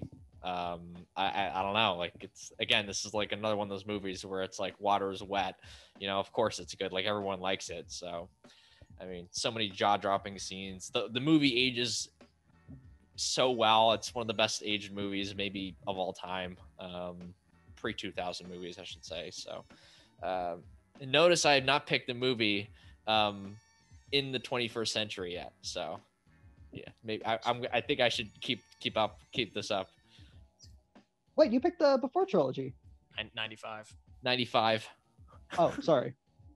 That's the most recent movie I've picked so far. So Wow, not done too bad for yourself. I'll say it to you now, Koki. I think your mic's probably against your shirt, mate. is it? Oh. No. I'm saying it now because I'll tell. Does anyone want to hear a story? I know I've already spoken enough already. What's your story, Benji? So I did a podcast with me and Diana Osana, who's the writer and producer of Brokeback Mountain, and it was a big deal. It was the first appearance since Larry McMurtry died, who was like her best friend. He was a massive writer. It was a really big deal. And I had my friend, and it was for Alpha Reviews, and I had my friend Franco on, and he fucking fucked up for us because, one, for the first 15 minutes his mic rubbing against his shirt, so when I was in the editing, all you could hear was like, oh wait, no, sorry, wrong mic, I'm not using these as a mic. All you could hear was as I was, and then right, because Franco's a really short guy, he was in a leather chair, and I looked over on the screen, he starts doing this, and what's happening is that he's falling off his chair and he's trying to hold himself back up. It was the stupidest thing that's ever happened in my life. Just that's a memorable absolute nightmare. You can see it on YouTube if you don't believe me. Let this be a lesson to all of you out there. Maintain your mics. 100% mic quality. If you don't have mic quality, you don't have anything. Honestly, mate. I mean, to be fair, this ain't the best of mics I have, to be fair, but it does the job for podcasts. It does the job, but Yeah, back to Jurassic Park. I mean, this is another one of those films that is like the definition of like groundbreaking, and one of the films that you think of when you think the beginning of blockbusters, one of the first blockbusters. Just a fantastic pick. And like you said, they're still making these films. It's one of the few franchises that started so long ago that is still making films and still raking in billions of dollars. I think that's a great pick. But Brandon, what do you think? Yeah, the first Jurassic Park is a classic for a reason. I mean, just, beyond the effects and the animatronics and, what it was set to do. And, again, our Lord and Savior, John Williams, and his practical music. Beyond all that, you hit the nail on the head, Koki. It's aged remarkably well. It's aged in kind of the same way New Hope has, where, the characters are so endearing and the story is so easy to follow and the stakes are all there that you could show it to anyone as an example of blockbuster filming and go like, this is what like you can do with this and make it appeal to a lot of people. And, I like some of the sequels, I do, but, the original is a pinnacle standard, and it's a pinnacle for a reason. Yeah, like I don't even like the sequel movies, like almost at all. Like pretty well, Jurassic World does some interesting stuff, but for the most part, not a fan of that movie. And then Jurassic Park 2 and 3 are kind of disastrous in my book. I'm really out on 2, but in 3 is kind of funny bad. But like the first Jurassic Park movie, I just think it's brilliant, and I kind of wish they just stopped making the movies after, stop making movies after that because of how good that first movie is. And it just felt like it meant to be its own standalone thing, like when you watch it. But that's the other thing, is that the first Jurassic Park is so complete, they didn't have to. It's one of those where it just was kind of made into a franchise. And what made it so great is that it's a contained story. They're all stuck on this island, Yeah. Like the moment they leave the island and it becomes this giant thing, then it's just any other like sci-fi action series, So that's why one of the reasons why I loved it. It was just like these characters and this situation and this crazy stuff going on, and they're, that's what made it great. Not, seeing a T-Rex in San Diego, like the second movie. Like don't get me started. Yeah, Benji, your thoughts? I completely agree with what everyone's saying. Jurassic Park, it's kind of remarkable how well it's aged, especially in visual effects. Whilst we watch other blockbuster movies these days and we think, Jesus Christ, we've come a long way. Jurassic Park, weirdly, really, really well, just holds up, and you can barely tell. I mean, obviously, there's the obvious things, like the actors obviously getting older and the frame rates, whatever. But purely in visual effects, you can barely tell that time has changed, and that just says a lot to how kind of, as much as I'm not gonna lie, I know that along with not seeing Harry Potter, I'm gonna get a lot of shit for this as well, but I'm not the biggest fan of Steven Spielberg. But the one thing I do have to give him is that he's really kind of ahead of the curve in terms of what he wants to do, and for that reason alone, I think that's why people love him so much, and I think that's why people may vote for Jurassic Park alone. There you go. And Koki, you're rounding out your draft. What are you going to take with your final pick? I have a million different directions to go here, but 99% is now down to 50. Just going to put that out there. But given the fact that I picked Before Sunrise, I think I need to pick a movie that can get me some votes. I'm up to 75% now. I need to pick a movie that can get me some votes. And I think I have like 11 or 12 movies I'd probably pick ahead of this movie, or more than that, actually, more like 15 or 16 on my list that I would pick ahead of this. But at the same time, I know it's going to give me votes, and I still think it's a brilliant movie in many ways. But I'm going to go with The Dark Knight. Nice. I'm down to 0, but that's this movie, I have really interesting thoughts and feelings about this film. I have this weird tendency of wanting to rewatch it like every day, even though I do think it has some flaws. Even though I do think the whole China sequence is ridiculous and doesn't make any sense, and the whole movie is actually built around the mob, and that stuff just isn't very interesting. But like Ledger's performance is so good, he literally steals the movie away from what it was intended to be, which was more based around kind of the crime syndicate of the whole thing. And Aaron and Two-Face's character. Like that was supposed to be the movie, and the Joker was going to be kind of a side thing. But everyone remembers The Dark Knight as Heath Ledger's movie, right? And it's so I think structurally it is like fundamentally flawed, but like Ledger's so good in this movie that it almost doesn't matter, and it's like kind of hard to tell that the movie wasn't intended for him because he steals the movie, and it's one of the 10 greatest performances of all time.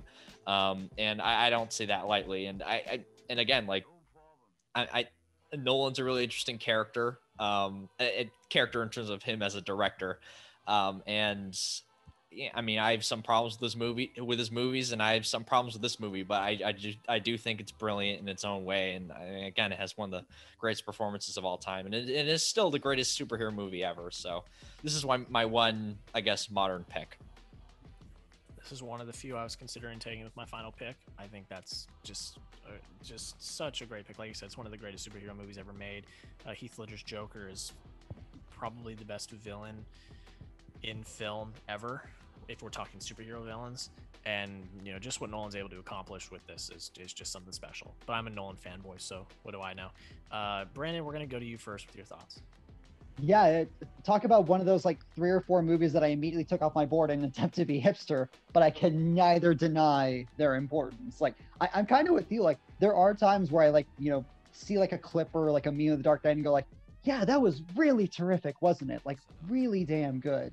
And again, like I have a couple minor flaws with it too. Like again, some of the subplots and some of where the framing is focused, but like all of it is, you know, taken away by the performances, the scale, the, you know, stakes that are involved for whether it's, you know, Bruce, for Joker, for Gordon, for Harvey Dent, for all the you know, for everyone involved, and for what Nolan has to do. It's remarkably, like Batman Begins is already impressive enough, and then he says, I'm going to take this to the nth degree and make a classic with this, and The Dark Knight is a classic. Yeah, Benji, what do you think?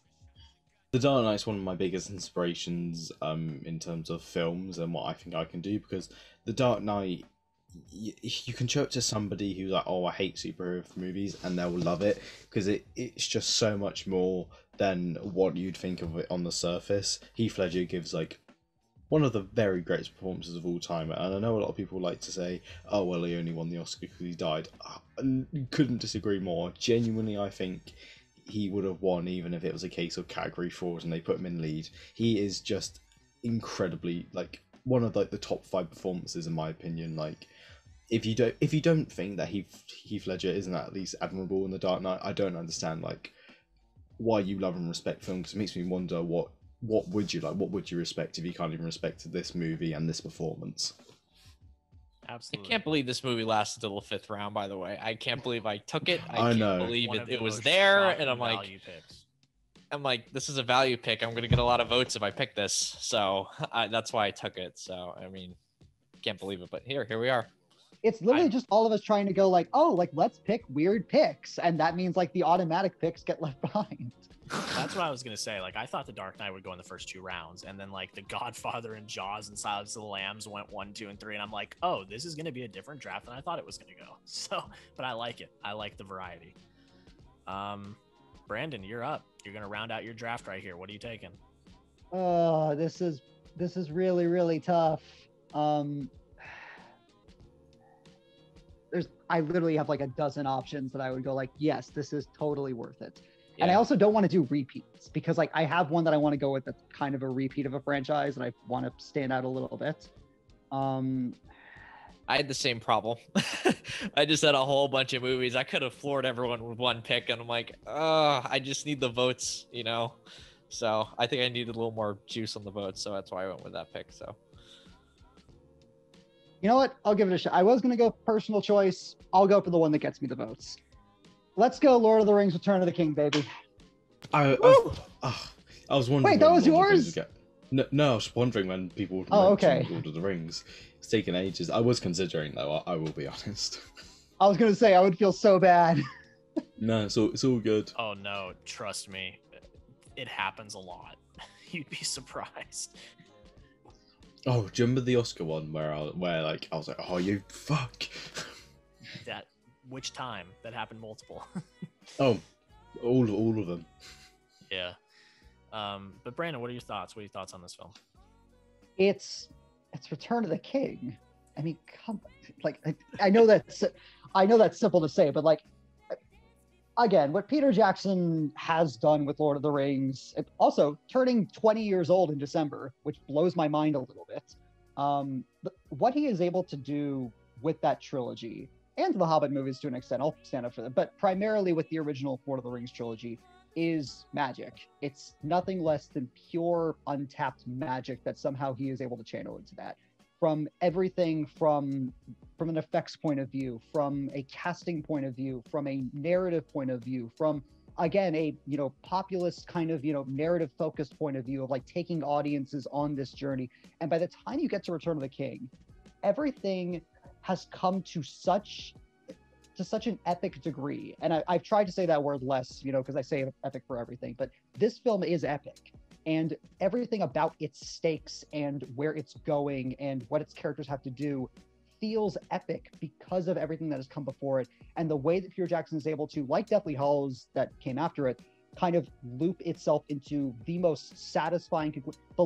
I know we make fun of the 20 different endings, and I'll make fun of them to the day I die too, but like the last 20 minutes, I get choked up every time that I watch it. Like, I think so emotionally satisfying, once, Into the West comes on. And, again, the battle sequences are fantastic, but there is still legitimate, narrative to it for so many reasons. And, obviously the Oscar sweep and everything. But I think as an achievement in filmmaking and in franchise filmmaking, it's something that is kind of because we don't really have, proper fantasy franchises so much. Like we have obviously Star Wars and things that dabble more in sci-fi, but for as like pure like medieval style fantasy, what Tolkien was able to create that with that, and what Jackson is able to finish with the original trilogy is still mind-blowing almost 20 years later. And it's not the one that, but I have plenty of picks that I'd love to ramble off like later on, but this is probably the one that I round out my draft with.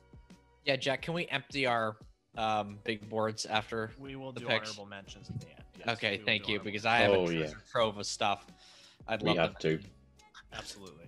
I'm gonna just say, Brandon, I think you might have just won that draft with that pick alone. I was waiting for someone to go with Lord of the Rings, and I don't know why. I feel like just having Lord of the Rings alone instantly kind of puts you up there in the winning conversation, because that is a real strong pick to have, and people who love Lord of the Rings love Lord of the Rings, and as soon as they see that on your draft, that you may just earn their vote. They would also have to vote for the Lego movie with it, which, as we pointed out in this, is not the most popular as I thought it was. But I hope you're right. I wish I just went with Avengers Endgame and then just did 50 Shades of Grey. Just like. If there's one thing that I've learned doing this series, people will vote based off of one film. Yes. That has happened multiple times with Empire. People have voted strictly based off Empire. When we did our Star Wars that and the Dark Knight. I'm feeling good. When we did our Star Wars draft, I think that was week 3. Nah, it was week 5 or 6. Chris from Filmstock took Empire #1 overall pick. I mean, that was the clear 1-1 pick for the Star Wars draft. And people in the comments on Twitter were like, "Oh yeah, he got Empire, so he wins." I'm like, you look at the rest, and it was a subcategory draft, so it wasn't just films, it was heroes, villains, lightsaber duels. So I'm like, did you look at anyone else's, did you look at the draft as a whole? Nah, Empire win. So if there's one thing I've learned, one film could make or break a draft. So I think that's how that time it was me, you, Koki, and Sasha. I think that's how she won, because she had Bong Joon-ho winning Best Director, and instantly I knew, oh shit. Yeah, I mean, I don't know. That was probably one of the closest drafts. I mean, I thought my draft was stacked, but I say that every week. I went with the value pick, and it still didn't work out. I was surprised. Emma Stone #1. That's a great pick. That's a fantastic pick. In the Social Network not winning Best Picture, that's the best snub. But look, still lost. Last of 4. Well, it was tough. It was a tough beat. It's just how it goes. But hey, new week, new draft. Koki, what do you think about this one? my overall thoughts on the Lord of the Rings movies is that they're way too long and they're way too complex, but they're also surreal to watch and very entertaining. I have no idea what's happening in these movies, which is part of my problem with the series. I don't like it when movies hold my hand, but I need a little more hand holding with these movies, and I need them to be shorter. And I wish they were a TV series instead of movies. You know, like if this was, I mean, I love I'm not like out on these medieval sci-fi things. I love Game of Thrones. I watched the series twice, you know. Like I could get into Lord of the Rings, but the problem is it was just like too much in too short a time. It felt like, even though it was also a lot of time, because those movies are really, really, really, really long, and subplots go on for hours, it feels like. And I don't know, like I mean, this is a great pick if you want picks, if you want votes though, and I definitely respect this series, but it just doesn't click with me quite as much. Yeah, well, there we go. It's a great pick to round out the draft from Brandon. Benji, round out your draft. What are you taking? I'm about to do something really, really cheeky right now. I'm about to pull another Silence of the Lambs. It is definitely a franchise. I'm certain of this one. It's actually less ambiguous than Silence of the Lambs because there is a 1, 2, and 3. People like to act like there aren't sequels to this film. A lot of people don't know or forget there's sequels to this film. I'm going to go with The Exorcist. Oh. I had this on my board. It's a great pick. Yeah, no, that's definitely a franchise. I looked this up. To make sure if there was, and there are sequels to The Exorcist. Just no one's seen them. Benji, feels good thoughts? to get that in the system. Your thoughts? It not being vetoed. Your thoughts? At first, I was worried that maybe people would be like, "That's not a part of a franchise. Why would I even consider?" But then I think maybe just the surprise, or like, "Oh shit, yeah, I forgot about that," could help me.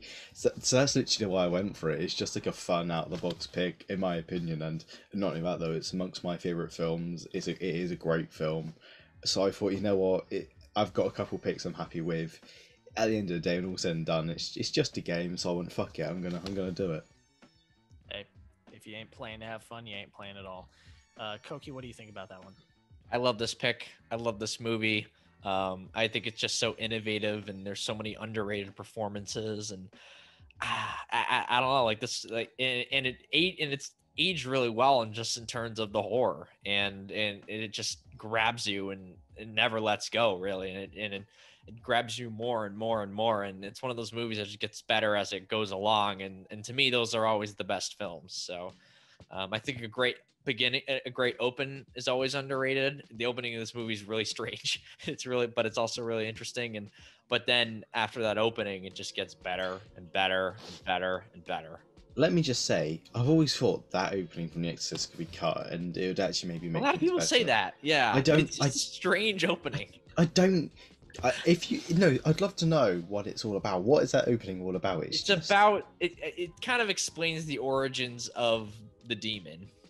So what is it? Almost like letting that's the whole demon out. point of it, just to explain the origins of the demon. It could probably get cut and no one would like care, and it's probably better for the movie that it gets cut. But it's also like, this is really strange and kind of interesting if you want to like look into it, you know. But you can also not look into it and still love the movie just as much.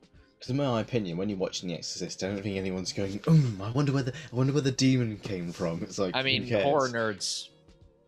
I mean, no, don't underestimate the horror people. No. I'm not one of them, but like, don't underestimate them. That's all I have to say. Okay, I'll take your word for that, mate. And then Brandon, what are your thoughts? Mark Kermode, who's one of my biggest film critic inspirations, it's his favorite movie of all time. So like, obviously I have some degree of experience. I don't think I will ever watch it because it terrifies me. But I've heard it's absolutely tremendous. And I love the fact that one of the films we're closing out with is, just a film that we have to debate whether or not it's a franchise, but it very clearly is. And I love the fact that, you're giving horror fans sort of, the gift of that. And so like, of course, like it's a great pick. Again, it's just one that I don't have a lot of experience with. Well, there you go. Benji rounds out his draft. All right. So I got to round out mine, and I got three here, three separate films. And I don't really know how I want to go here. I want to have a bit of variety, so I think I'm going to go animated here, I think.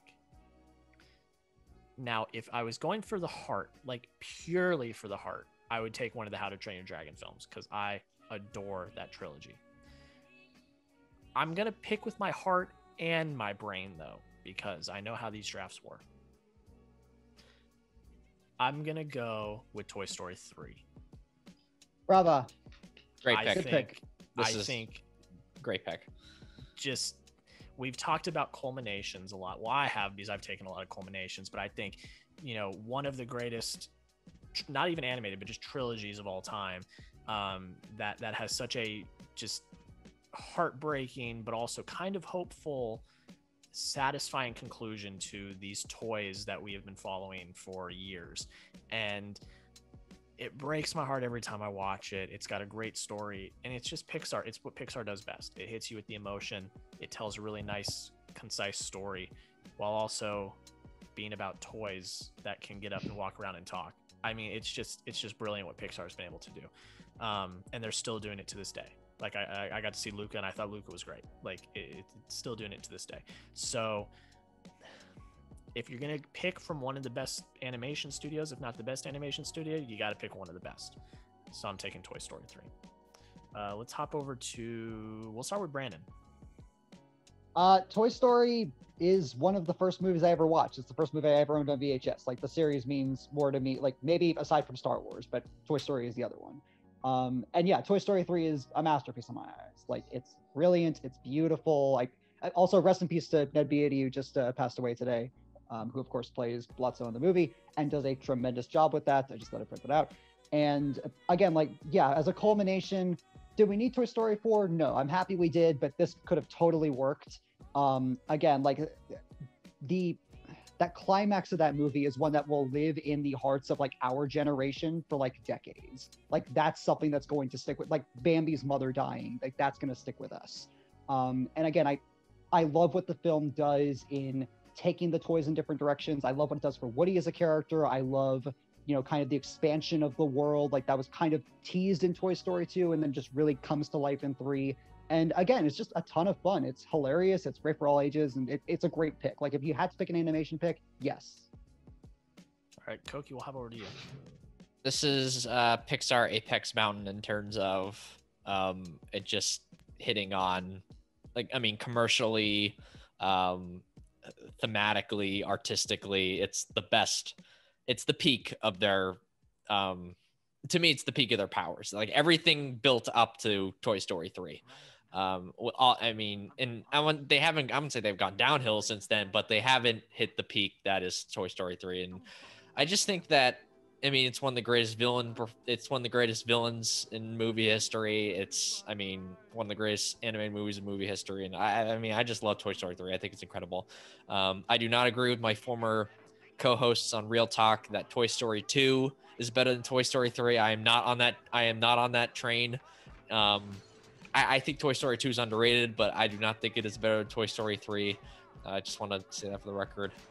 But yeah, this is a wonderful pick. Benji, we'll have over to you. If we're going to talk about an emotionally manipulative pick, then I think Toy Story 3 takes the cake. Great pick. Definitely, it's probably the most heartwarming out of all these picks, just in terms of that one we look at and we just feel we don't think anything much of it apart from just get that just immense like kind of like warmth exude from us, because Toy Story 3 just is just the top of Pixar's. Oh wait, I fucked up the words in there. What was I even trying to say? It is the best of Pixar in an already great studio, is what I was trying to say. Yeah, there we go. The draft, guys. It's been weeks, but the draft is over. I'm going to run through the teams just so everyone knows again one more time. Koki went first, had The Godfather, Empire Strikes Back, Before Sunrise, Jurassic Park, The Dark Knight. Brandon took number 2. He had Jaws, The Force Awakens, The Lego Movie, Dawn of the Planet of the Apes, and Return of the King. Benji, Silence of the Lambs, Godfather 2, Casino Royale, Mad Max Fury Road, and The Exorcist. I had the wraparound at 4. I took Avengers Endgame, Raiders of the Lost Ark, Mission Impossible Fallout, Harry Potter and the Deathly Hallows Part 2, and Toy Story 3.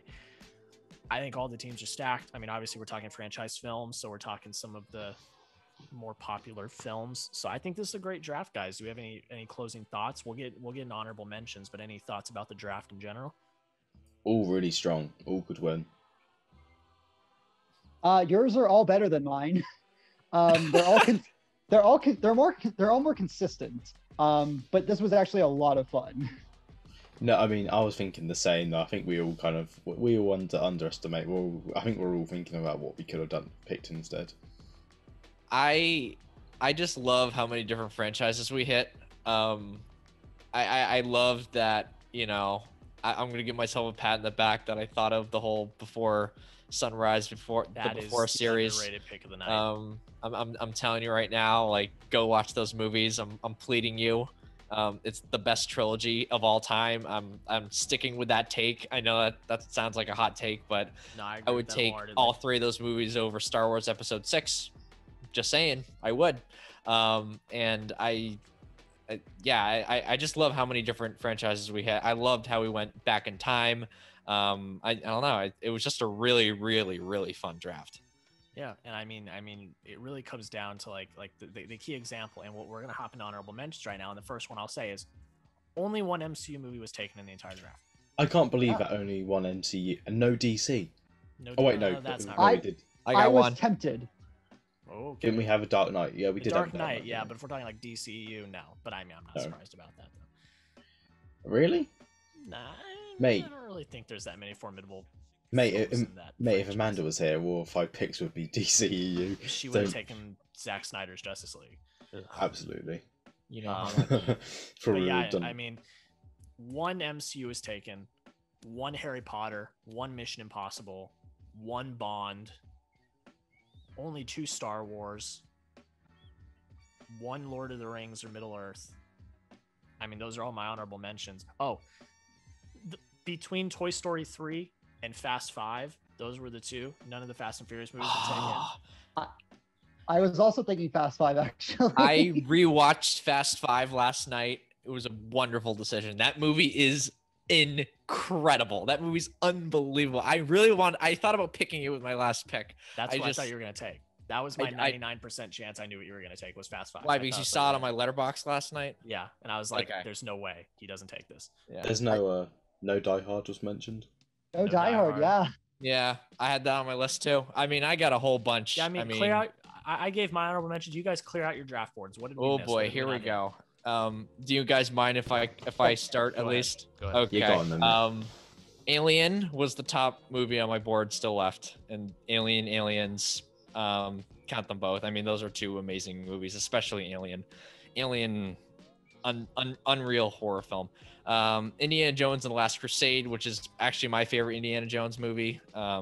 Raiders of the Lost Ark is close, but I just love the dynamic that movie has. Psycho.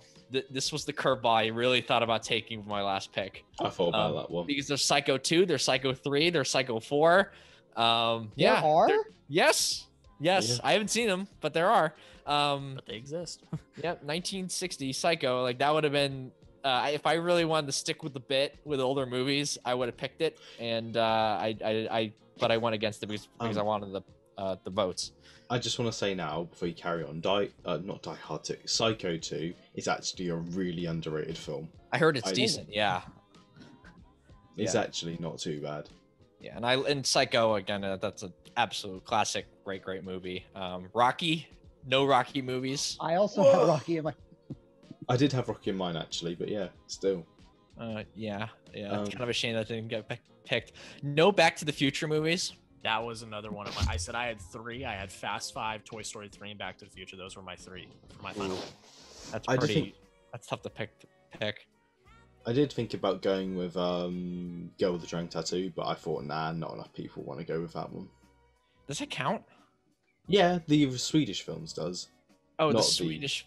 Well, would the would've been- Fincher movie count with the Swedish films? No, Not because there's really, only 2 in my English opinion. language. There's only 2. wait, no, but Spider's there is- Web, right? But, Does yeah, that count? How many films counts as a franchise? Yeah, that's a good 3. point. It's 3. Yeah, nah, it doesn't count. No, I- it doesn't count. That would be. We mentioned Toy Story already, but I have the original Toy Story in here, just in case. Star Wars Episode 4, Ocean's 11. There were none of the Ocean's movie, which is kind of sad. I love. Oh the yeah, Ocean- that didn't even cross my mind. I'll Actually. tell you in a sec. Before Midnight, The Sandlot, because there's Sandlot 2 and Sandlot 3. There is. That's a good pick. That was a really good pick. Didn't get that far enough on my board to pick it. Terminator 2 in the Terminator series. That was never picked. We mentioned Die Hard, Aliens, Logan. Yes. Oh yeah, that would have been a good one. Mm-hmm. I had there Skyfall, and then my 2 Marvel movies were Captain America: The Winter Soldier and Avengers: Infinity War. But I doubted I was gonna able to get that far down the board to pick them. So that's what I got. Yeah. Brandon, what Benji, do you got? want to go next, or do you want me to go next? It's okay, mate. You go. Okay. Where's my rundown? Okay, so I had Raiders of the Lost Ark that got taken off the board. I had Rocky. Koki already mentioned that. Also on my rundown, I did have DC. I had Wonder Woman. I had Captain America: Winter Soldier. I had Mission Impossible: Ghost Protocol because that's my favorite of the Mission Impossible movies. Really? It's probably the one number that I 2 have for the me. most enjoyment with. Like when I sang the best story, like I think Rogue Nation is the best just story, just with like Ethan, like whether or not he's going insane or not. But like I enjoy but again, Fallout is amazing. Like all 3 of them are great. I also had I had John Wick on there, and I decided last minute not to choose it. The other super influential 2010s action movie. And then what did I have? I had Kung Fu Panda 2, which I am regretting not putting as my animation choice. I think that movie's masterful. Wow. And then That would have been floored. I would be floored if we got a Kung Fu Panda movie this draft. that one imagine? deserves it. I will say, How to Train Your Dragon, all 3 movies are amazing. And then the last 3, which are probably the most out there of all of them, Hunger Games: Catching Fire, which I think is tremendous. I just watched it last week and it's great. Is that the second one? Yes. I like the second one. Yeah, it's the one movie I like. Yeah, the second one's great. That's very good. The 2 that I think no one was going to pick, and they're both just fun for me. Jumanji: The Next Level, which I actually think is way deeper than most people give it credit for. Like, if you look at the Danny Glover stuff, like there's actual like stuff about ageism and Alzheimer's in there that I think is like really touching. It's also just really freaking fun. And the one that I had this as a reserve just in case like all of the like big franchises got picked. But gosh darn Muppets movie. Yes. That Go would've on, been man. fun. I was so tempted to throw that out there. I mean, why not? You know, bit of a joke. Why not? Bit of There banter. you go. But yeah, so those Benji? are all my options. Yeah. Benji, what do you got? Rest of your draft board. So I had the Beverly Hills Cop movies, I had the Lethal Weapon movies. In terms of the Bond films I put down, I was fairly sure I'd be able to get Casino Royale, but instead, but just in case, I did also have Skyfall and GoldenEye. I did put a lot of MCU movies down, so I had Avengers Endgame, Infinity War, Iron Man, The Winter Soldier, Civil War, and Thor Ragnarok. I had all the Lord of the Rings movies, Batman Begins and The Dark Knight, Alien and Aliens, Die Hard and Die Hard with a Vengeance, Terminator 2, Logan, and Rocky. Good Great list. honorable mentions. Very good list. Great list. But yeah, guys, when you're watching this, the poll is already up. The graphics are already up. Go vote. It will be up until Friday. Whoever wins the poll wins the draft. I want to thank all 3 of you guys for taking the time to come in today. Thank you for coming back for, I would say, the cold reopening of movie drafts. So I want to thank all you guys for coming out today. Thanks for inviting us on, mate. Thanks, Jack. This was a blast. It was good fun, mate. I always enjoy Yeah. coming on. This was a blast. I had a lot of fun on this. I hope to come back, but like this was a really cool day. Yeah, everyone will be back. We will get everyone back. I mean, they're all great. But guys, that is pretty much it. Thank you so much for coming back, checking out another episode of Movie Drafts. We'll have one not next week, like I said, but the week after. I think we got some really fun topics coming up. So I think you guys are going to really enjoy it. But that is pretty much it, guys. Thank you so much for watching. Have a great rest of your day, and we'll see you in the next episode of Movie Drafts.